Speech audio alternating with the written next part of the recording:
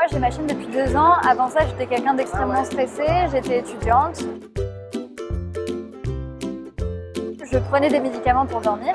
J'ai voulu essayer quelque chose de plus naturel. J'ai tapé vidéo de relaxation sur YouTube. Et là, je suis tombée sur l'ASMR.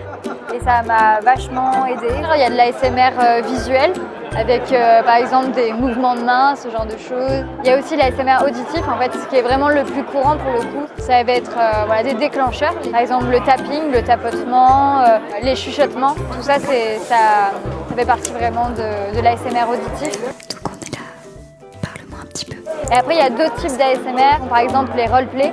C'est un moment où on peut vraiment se mettre à la place de la caméra pour laisser place à la personne en face de nous qui regarde la vidéo. En fait, il faut qu'elle se sente complètement imprégnée par la vidéo à tel point qu'elle pense qu'on est avec elle. Tout ce qui est le soin, tout ce qui est le médical, voilà.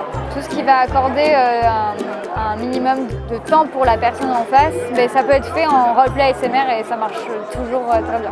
Quand j'ai réussi à enfin me détendre après tant d'années de stress et d'insomnie, je me suis dit, ça se trouve, peut-être que ma voix pourrait aider d'autres gens et donc j'ai essayé en fait sur un coup de tête. J'ai lancé ma chaîne vraiment du jour au lendemain sans y avoir pensé la veille et ça a marché.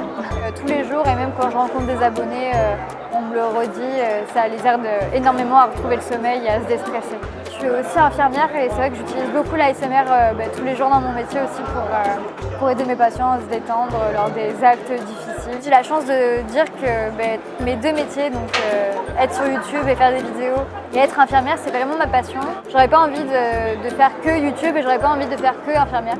Pour mon métier d'infirmière, je veux préparer des diplômes supplémentaires, mais j'ai aussi plein de projets sur YouTube, que ce soit avec des collaborations, des créations de marques.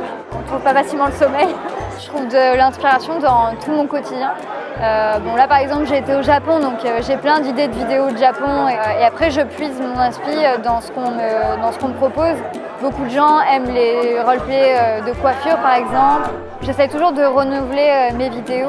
Ça peut m'arriver de faire des vidéos un peu poussées avec plus de montage, qui sont donc plus amusantes à tourner, des roleplays plus futuristes. Maintenant je me diversifie, je vais sur Twitch, je fais de l'ASMR en live.